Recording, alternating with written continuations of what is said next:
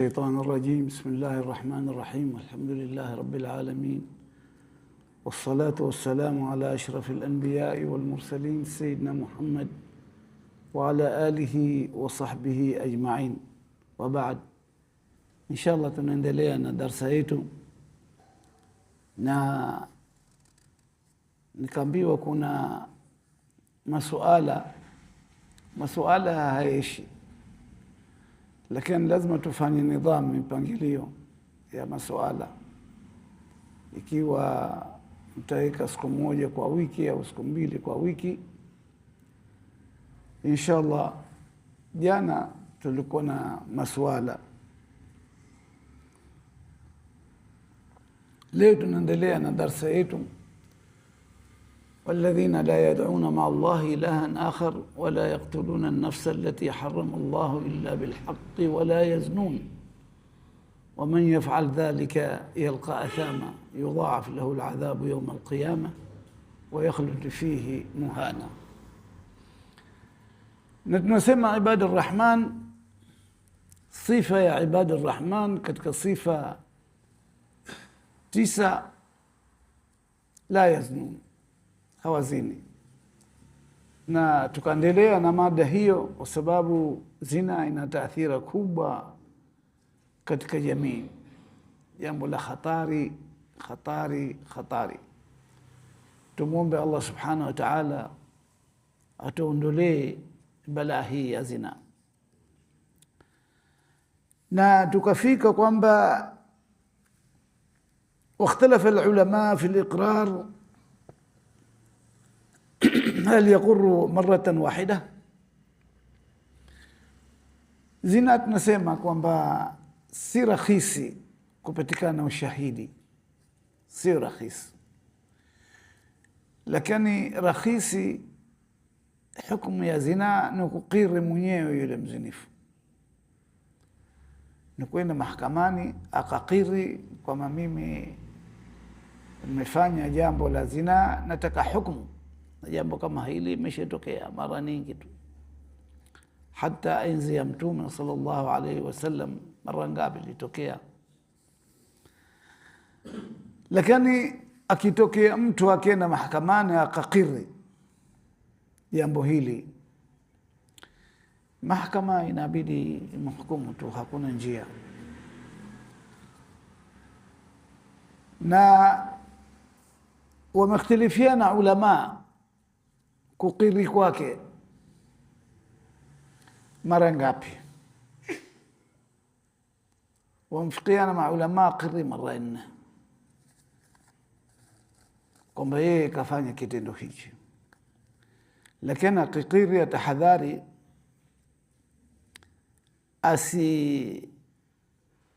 mzungumze yule aliyekwenda naye, ikiwa mwanamke au mwanamume. Akiri yeye kama binafsi tu,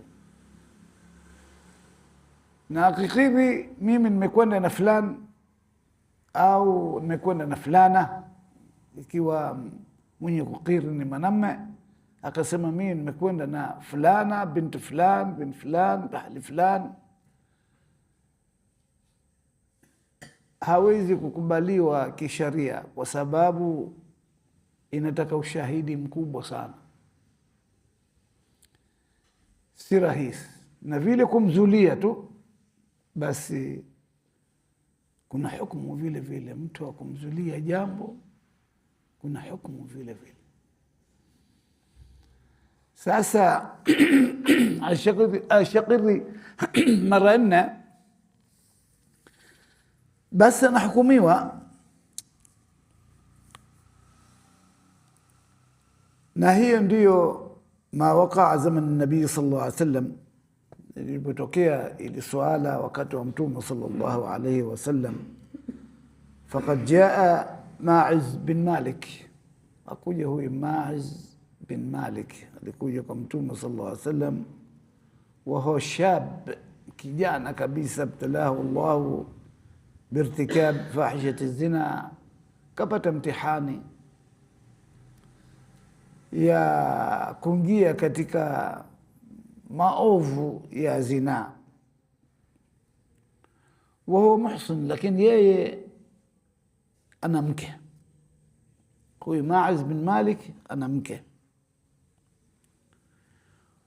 wakiana yatiman na alikuwa yatima huyu. Tarabba fi hijri ahdi sahaba, kalelewa na mmoja katika masahaba. Basi ilipokuja kutokea jambo hili la zinaa kifamilia, huyu mlezi wake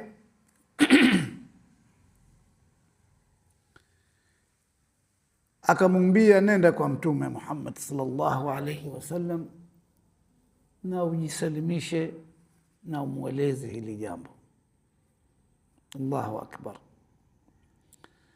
Mcha Mungu anaweza kuingia katika jangwa la maasi, lakini akimaliza huwa anajuta majuto makubwa sana. Yuko tayari hata kuipoteza nafsi yake ili apate radhi ya Allah subhanahu wa ta'ala, amsamih Allah subhanahu wa ta'ala. Na huyu Ma'iz ilitokea hivyo hivyo, pamoja na huyu mlizi wake. Huyu akamwambia, kwa hivyo bwana, hili jambo lishatokea na wewe unataka hukumu ya duniani kabla ya kufika huko akhera, nenda kwa Mtume sallallahu alaihi wasallam na umweleze hivi.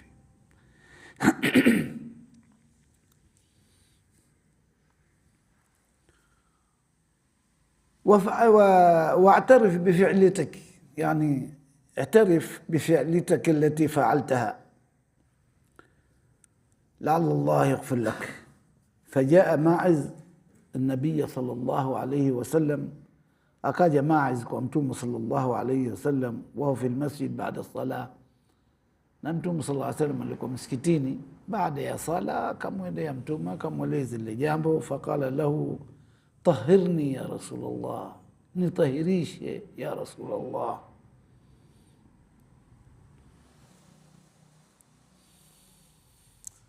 Faqala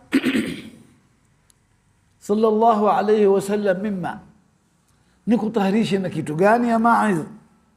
Qala min az-zina, la ilaha illa Allah Muhammad rasulullah. Mtume sallallahu alayhi wasallam kaona hili jambo ni kubwa mno.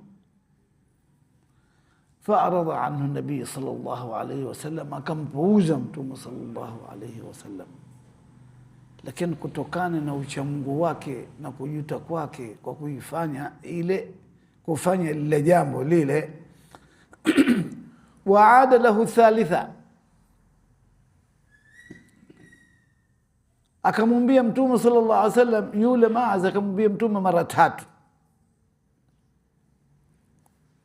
Faqala lahu Abu Bakr radhiyallahu anhu, walikuwa masahaba pale karibu, akamwambia Sidna Abu Bakr, akamwambia Ma'iz, akamwambia, ukisema mara ya 4 basi utahukumiwa.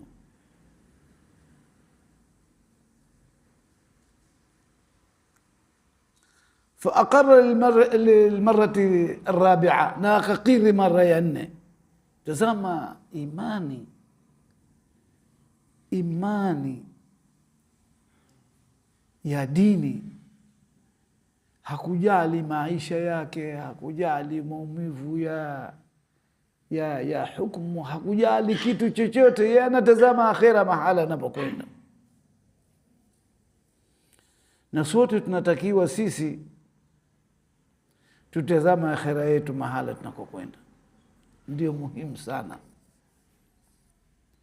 Yapo ikawa si daraja ya hii ya huyu Ma'iz, si rahisi daraja hiyo, kama tutakavyoona inshallah. Tusifike huko sisi, lakini tufike tutazame akhera yetu kwa hali yoyote. Usije kathamini dunia mbele ya akhera hata siku moja. Maana dunia wakati wote unaweza kuondoka, lakini akhera, ukishafika akhera basi ni moja kwa moja, akhera ni ya kudumu. Mtume sallallahu alayhi wasallam akaambia la'allaka lam taf'al, huenda ikawa we hukufanya hili jambo. Mtume sallallahu alaihi wasallam anamshawishi ili abadilike, asimhukumu, ili abadilike, asimhukumu, kwa sababu hili jambo kubwa sana. Wala'allaka jalasta au ra'aita au qabalta fakat, huenda ikawa wewe siku nyingine umekaa naye hivi, au kambusu au kafanya hivi jambo kama hili, maanake halikufanyika hili zina. Na Waarabu huwa anatimia istiara mahala katika maneno yao. Siku nyingine na jambo kubwa anaweza akalizungumza, sio maana yake hasa zina hiyo tunayoijua. Basi Mtume sallallahu alaihi wasallam kila njia anamweleza ili apate kurudi. Qala bal fa'altu biha ya Rasulullah kama yafalu ar-rajulu bil mar'a, akaambia Rasulullah, nimemfanyia kitendo kama anavyofanya mwanamume kumfanyia mwanamke. Na katika riwaya nyingine Mtume sallallahu alaihi wasallam hataji kabisa mambo ya tusi, lakini kaitaja kwa kutaka uhakika kwake yule bwana, akaambia naam. Maanake hili suala mimi lenyewe hasa kwa lugha ya Kiarabu au kwa lugha ya Kiswahili siwezi kulitaja, maanake ni tamko la tusi lenyewe hasa hili.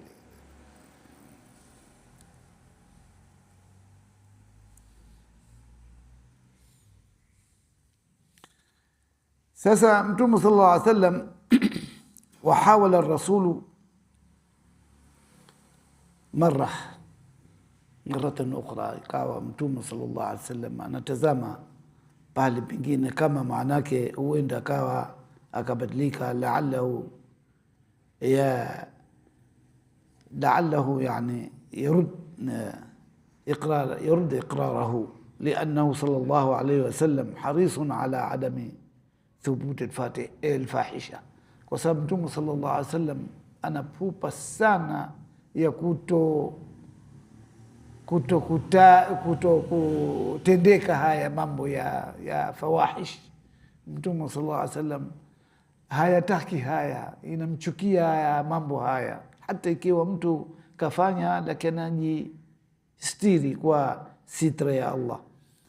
Wa iqamatu al-haddi alayhi, na kutekeleza ila haddi. Mtume sallallahu alaihi wasallam uzito ili jambo.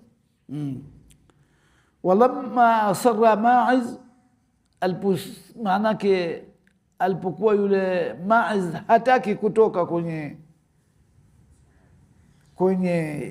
maneno yake haya na kukiri kwake, hataki kutoka. Qala lisahaba, Mtume sallallahu alaihi wasallam akawaambia masahaba, abihi junun, huyu Ma'iz ana wazimu, hebu tazameni huyu mzima kweli huyu. Qalu ya Rasulullah innahu fi kamil aqlihi,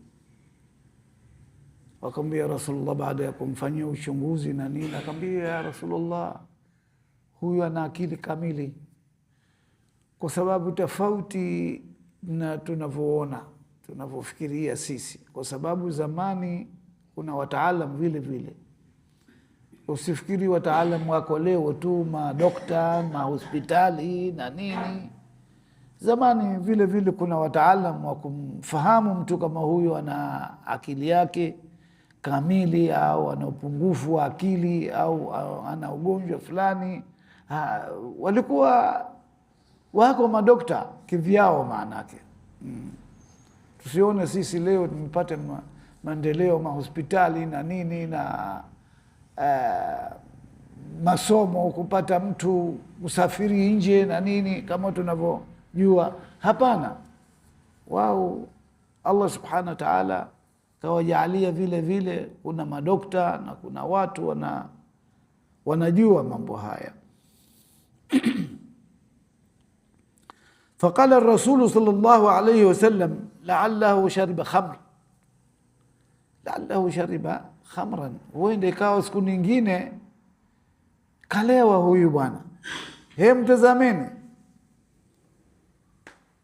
Faqama ahadu sahaba yushamimu, akatokea sahaba moja ikawa anamnusa na anatazama na shikili yake jinsi alivyo, maanake wanajua, anajulikana mtu, yapo ikawa ile raiha haikutoka, manake kuna ulevi nyingine inatoa harfu kali sana, na kuna ulevi nyingine imejificha harfu yake, lakini ile mwili wake jinsi ilivyo anajulikana. Falam yajid fihi raihata alkhamr, hakupata maanake huyu sahaba harfu ile ya ulevi, hakupata. Wahinaidhin, baada ya kufanya uchunguzi hali ya juu kabisa, Mtume sallallahu alaihi wasallam inabidi atoe hukumu ya kurujimiwa. Kisa hichi tunaeleza kwa ufupi, lakini Mtume sallallahu alaihi wasallam kakamilisha kila aina ya uchunguzi, kila aina ya uchunguzi. Sisi tumeeleza kwa ufupi, lakini mambo yaliyotendeka ni makubwa, sio hivi hivi tu la, hapana. Imepitishwa hukumu hii baada ya kufanya uchunguzi hali ya juu sana.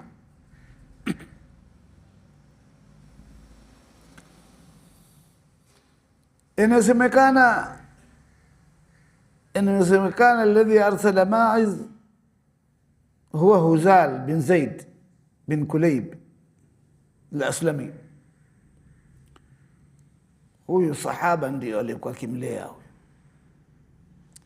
na huyu ndio aliyomtuma Ma'iz kwenda kwa Mtume sallallahu alayhi wasallam. Wajua, wakati mwingine mtu akifanya jambo anashindwa kumhukumu, basi anamtafutia njia ya hukumu. Bila shaka huyu Huzal bin Zaid,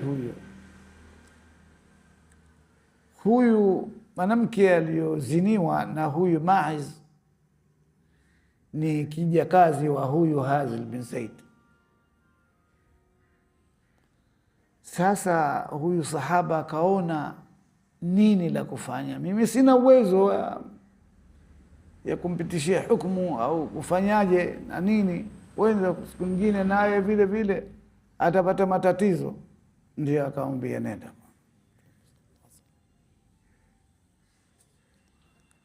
Akienda kwa Mtume sallallahu alaihi wasallam,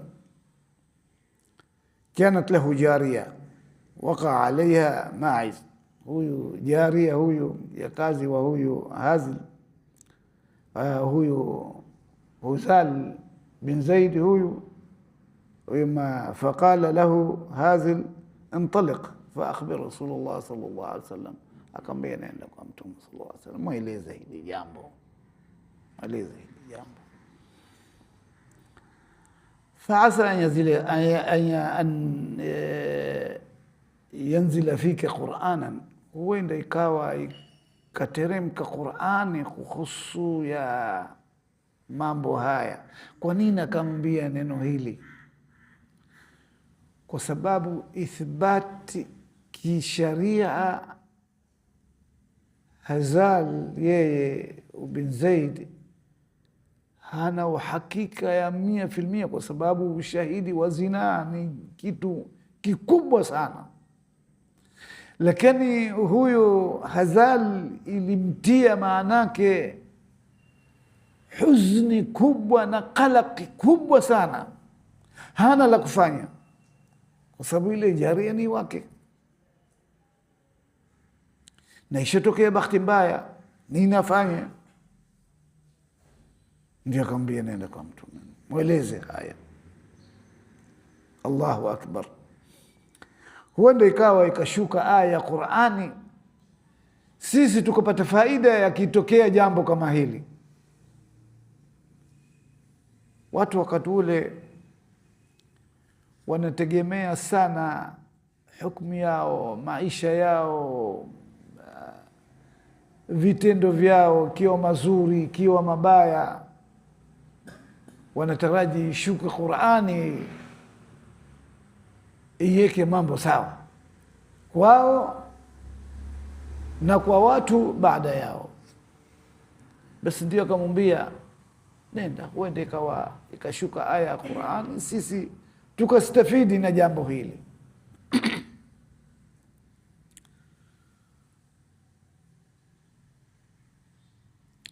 فانطلق ماعز إلى رسول الله صلى الله عليه وسلم فقال النبي صلى الله عليه وسلم لماعز, baada ya kupata habari Mtume sallallahu alaihi wasallam kwamba yule Ma'iz kumbe ndiye alimtuma,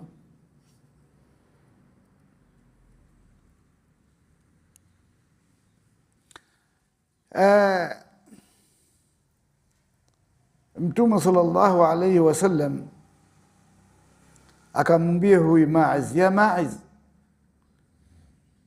law satartahu bisitrillah, Ma'iz we, laiti kama ulimstiri kwa sitra ya Allah subhanahu wa ta'ala. Ina maana hili jambo wende maliziana kule kule ukamstiri kuliko jambo ulioifanya kwa mtume kuja kwangu na yeye akakiri. Tazama Mtume sallallahu alaihi wasallam alikuwa ana huruma, rahmatan lil alamin Mtume sallallahu alaihi wasallam, na jambo hili analichukia sana Mtume sallallahu alaihi wasallam, hasa makesi kama haya, kesi kama hili analichukia sana Mtume sallallahu alaihi wasallam, lakini hala la kufanya, lazima astaslim Mtume sallallahu alaihi wasallam.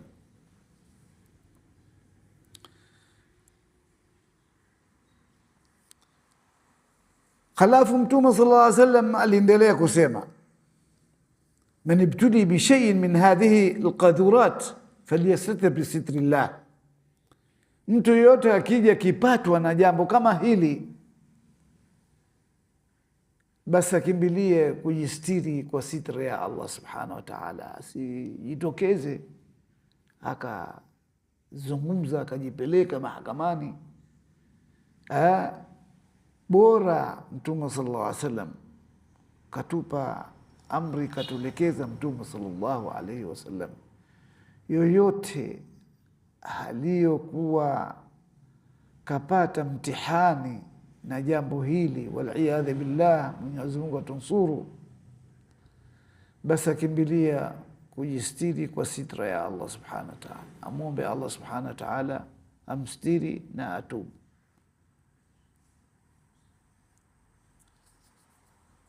Mtume sallallahu alaihi wasallam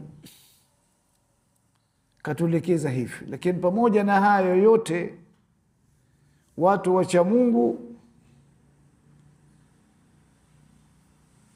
hawakusimama msimamo huu wa maelekezo ya Mtume sallallahu alaihi wasallam. Ile imani yao hata baada ya Mtume sallallahu alaihi wasallam, enzi ya masahaba, enzi maimam, unafahamu, wote walikuwa wanajipeleka mahakamani wakahukumiwa. Jamani, tunazungumza hili suala, sisi nazungumza hadi tukae tufahamu, tujue sisi tunasoma Qur'ani na tusoma hukumu ya Kiislamu. Hakuna sasa hukumu ya Kiislamu, sio mtu tena akafahamu vingine. Sisi tunataja hukumu ya Uislamu jinsi ilivyo, tunasoma tarehe, tunasoma Uislamu, tunasoma dini, unafahamu.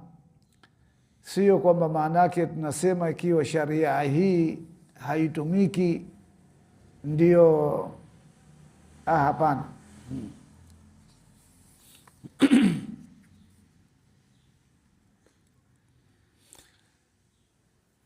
Ndio hata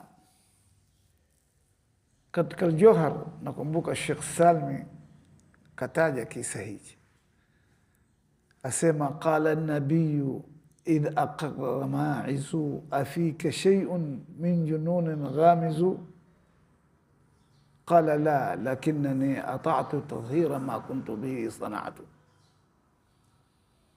Tazama Sheikh Salmi alivyoipanga kisa hichi, abiyat baiti mbili, lakini yote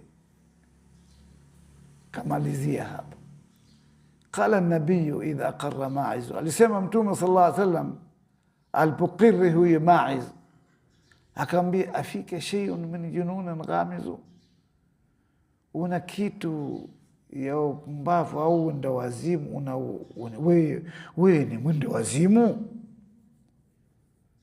Ma'iz akasema la lakinnani ata'tu tadhhira ma kuntu bihi sana'tu, asema ya Rasulullah, mimi sina uwazimu, ni akili yangu kamili kabisa, lakini nataka unitaharisha ya Rasulullah hapa hapa duniani kabla ya kufika akhera.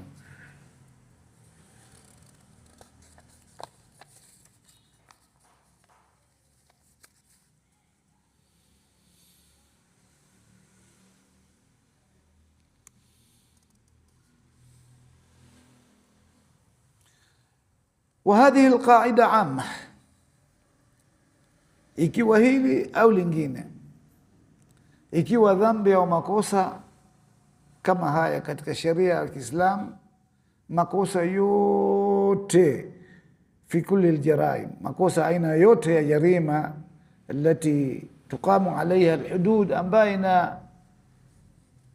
yenye kupitishiwa hukumu ya hadd, fama lam yasil amruha ila sultan, ikiwa haikufika jambo hili kwa mfalme, fala yuqamu alhaddu ala sahibiha, haiwezekani kusimamishwa haddi na kupewa adhabu.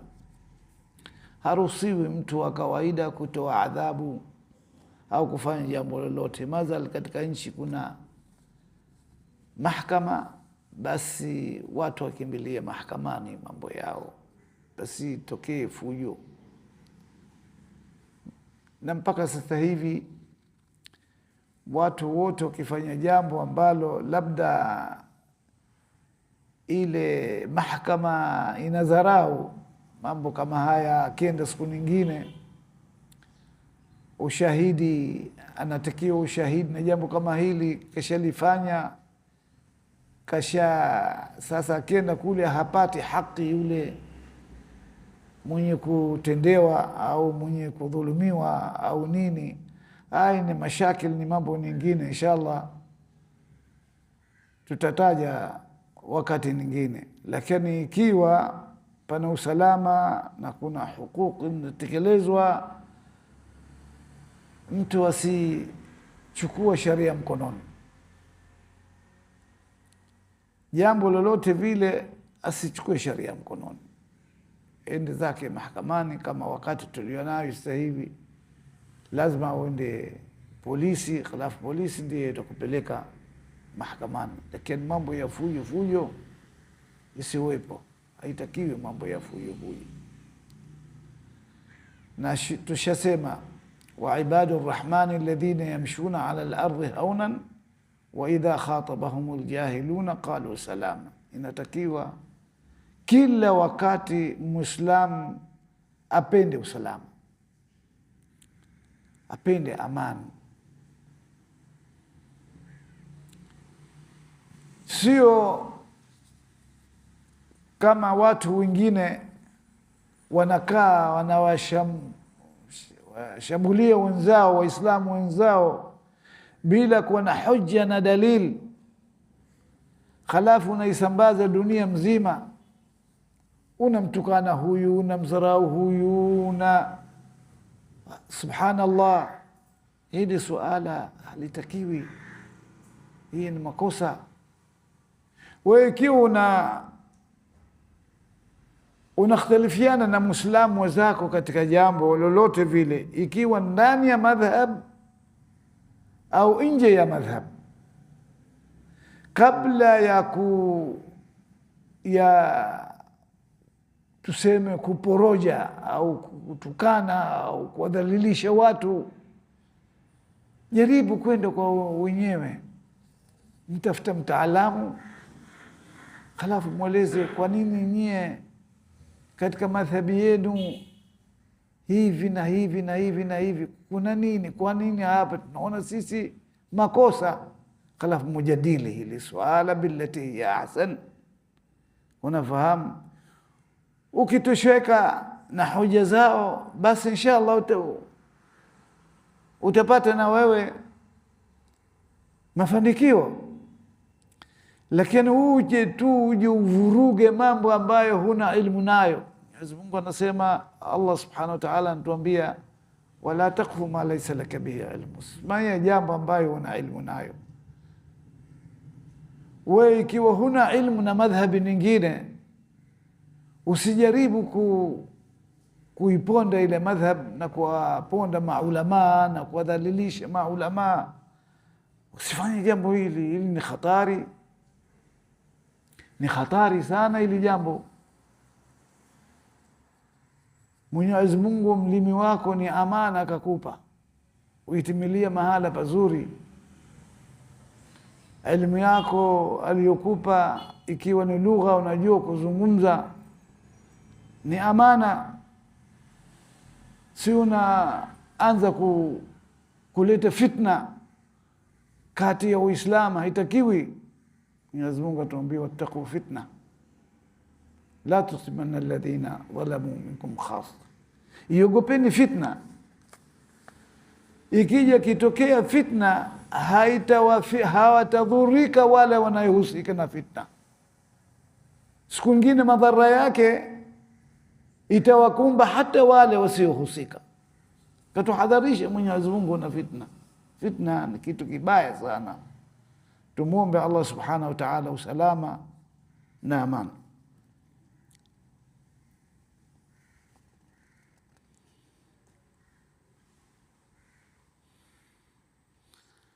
Ama makosa ikifika mahakamani, hakuna tena shifa ndani ya mahakama, hakuna tena. Ukifikisha mahakamani hakuna tena kuombea. Kama kisa cha Ma'iz alipokwenda kwa Mtume sallallahu alaihi wasallam, ikathibiti ushahidi, hakuna mtu tena ya kumtetea, lazima yahukumiwe tu.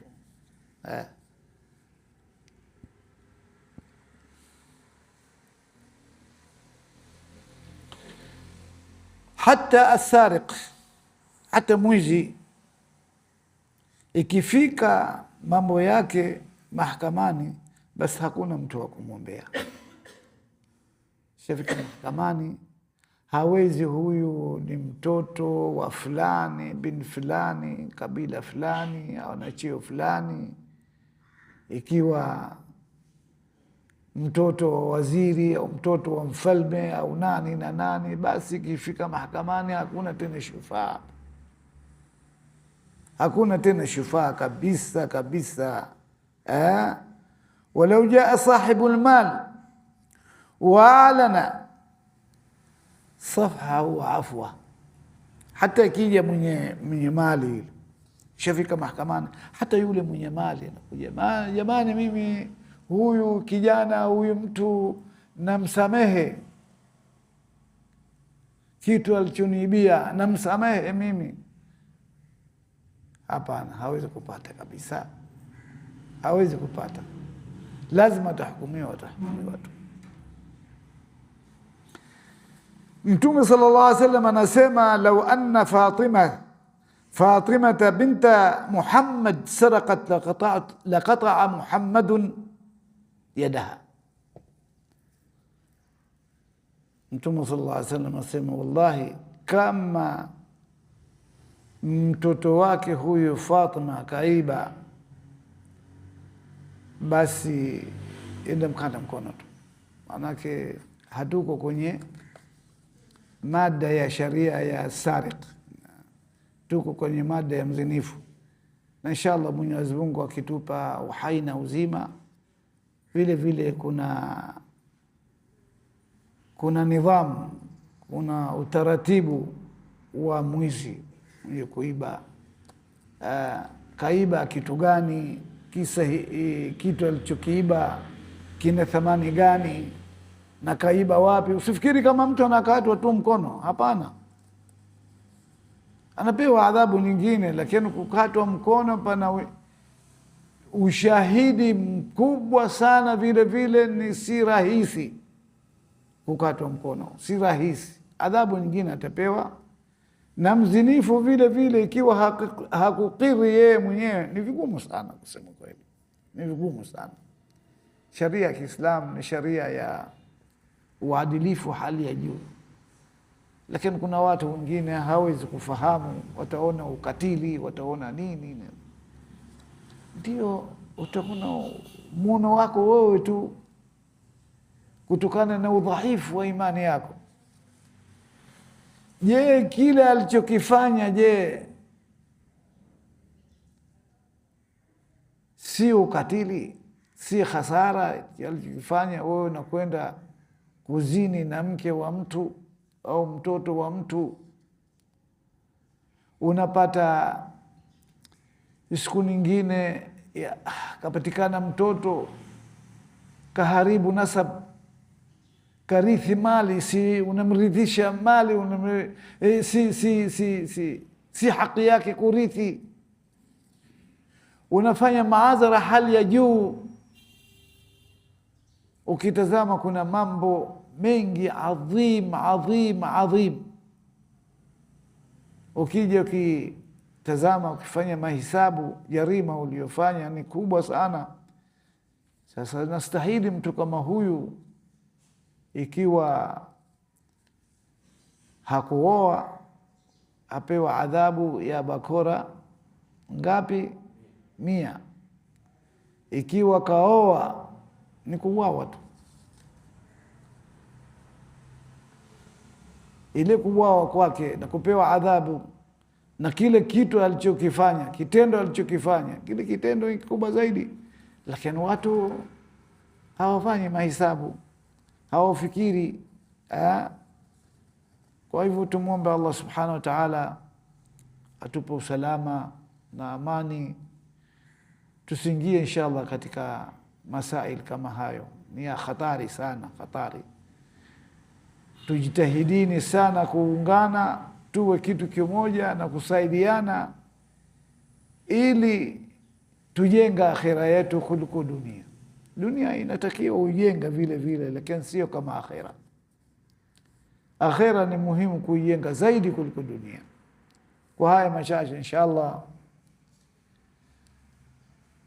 kutokana na dharura ya kupeleka watoto wapi shuleni, basi anatahammal watu wengine, ndio tukazidisha sisi wakati kidogo inshallah.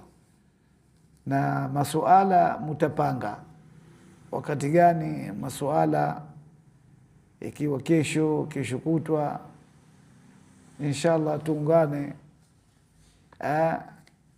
tuungane tuwe kitu kimoja katika kuipeleka amana hii kwa watu wanayohusika. Lazima sisi, kama alivyosema Sidna Umar radhiyallahu anhu, la khaira fikum in lam taquluha wa la khaira fina in lam nataqabbalaha. Kila mmoja afanye kazi yake, kila mmoja afanye kazi yake. Allahumma allimna ma lam na'lam وفهمنا ما لم نفهم إنك أنت العز وأنت الحكم وأنت على كل شيء قدير. اللهم اهدنا بهداك وجعلنا ممن يسارع في رضاك ولا تولنا ولي سواك يا رب العالمين. اللهم قو وحدتنا واجعل المحبة بيننا وارزقنا من حيث نحتسب من حيث لا نحتسب واجعل عاقبتنا خيرا مما نحن فيه. اللهم اعز الإسلام والمسلمين وأذل الشرك والمشركين ودمر أعداءك أعداء الدين يا رب العالمين. سبحان ربك رب العزة عما يصفون وسلام على المرسلين والحمد لله رب العالمين.